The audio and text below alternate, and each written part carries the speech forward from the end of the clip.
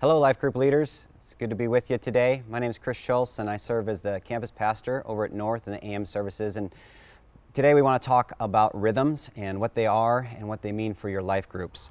As you open up the Bible and as you read through the book of Acts, you see the early church emerging. You see Jesus working with a bunch of misfits and training them and being with them, and then he dies, is resurrected, spends 40 days with them, and then he leaves earth. And he says to these followers of his, you need to be my witnesses everywhere, and you need to be my disciples, and you need to make other disciples. And so that's really the calling. And so you see the church emerging, you see characteristics of that as people gather together. And if you've been a part of our discovery class, you recognize that we spent some time talking about Acts 2:42 through 47, that what happens when these people gather together, what do? And you see a lot of different things. You see that they're devoted to the apostles' teaching, that there's fellowship, breaking of bread, lots of prayer.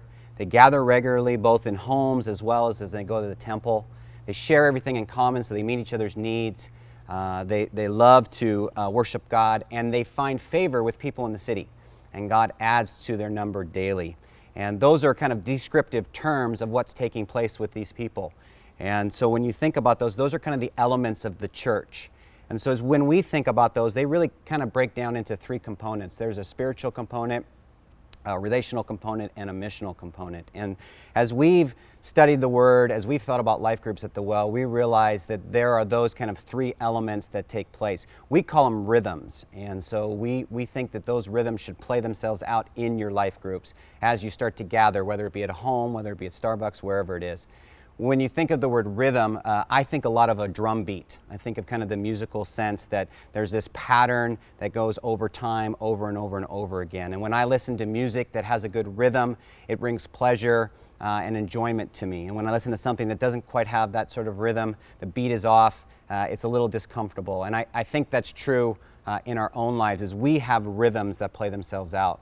When I wake up in the morning, I get up at 5, kind of drag myself out of bed, turn the coffee machine on, spend a little bit of time reading the newspaper, and then my wife comes down and we spend time in prayer, we worship, we kind of talk through our day. 6:30, go grab the girls, get them up ready for school, go get a quick workout in, come back, breakfast, grab the girls, take them to school, and then I'm off on my day. And that's kind of my rhythm in the morning. And when I do that, typically my day is pretty healthy. There's a lot of good stuff that comes because I did that over and over and over again.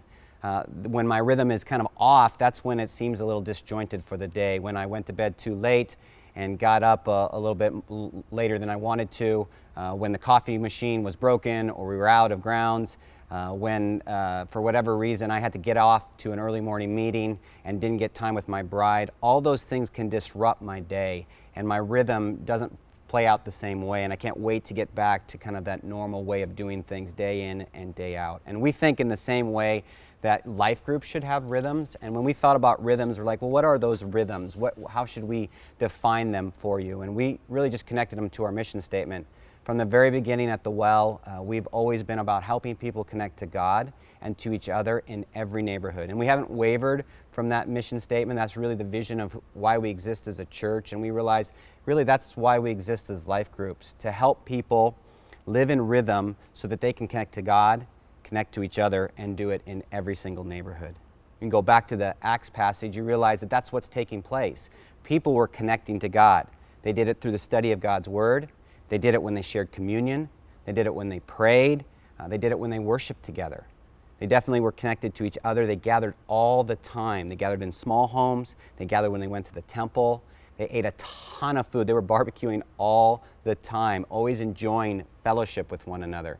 And then they shared everything in common, so whenever somebody had a need, they were there to rally around them. And then in every neighborhood, the reality is people were finding favor with people, and God was adding to their number. Well, why was that? Because they all hung out in the same room, right, a little holy huddle, and sang Kumbaya and ate brownies, and that was it? No, they lived their lives outside of the gathering time. Right? They were reflective. The word church is ecclesia. It's the called out ones. It's them being salt and light as Jesus had commanded them. And in doing so, people were attracted to that. And they did it everywhere, in every neighborhood. And so we really think that that's how you should live out your life group, that they should have those three rhythms: connecting to God, connecting to each other, and doing it in every single neighborhood. Now, those 3 rhythms are kind of prescriptive. We think that those are the elements that you should have, but we realize that they'll vary from one group to the other. No 2 groups are the same, no 2 leaders are the same, and so we thought for you that you need to think through what will that look like. For some of you, you're always going to be committed to God's Word, but you may have worship as part of your gathering. For others, you may share in communion once a month. Some of you may do a meal every single day. Every time you gather, you're going to eat. Others of you may go, we're going to do it once a month.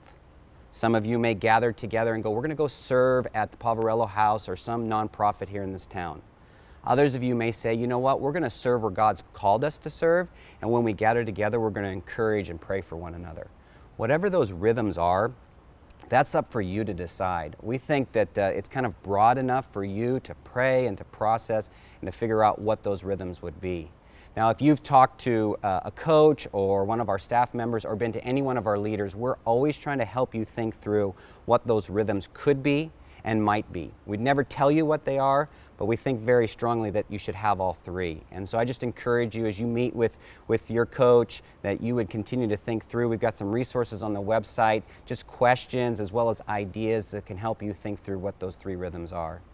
Remember, at the end of the day, as the early church lived out those 3 rhythms, the church exploded. People came to faith, it grew, it expanded beyond the walls of just the city of Jerusalem, but into Judea and Samaria and the ends of the earth. We're not even sitting here right now if it wasn't for that early group of people, these followers of Jesus who lived out those rhythms and did it in such a way for the glory of God and to watch people come to faith as a result of that. And so I just want to encourage you, live out those rhythms, figure out and discern what they are, and then with your group, do them for the glory of God and the furthering of His kingdom.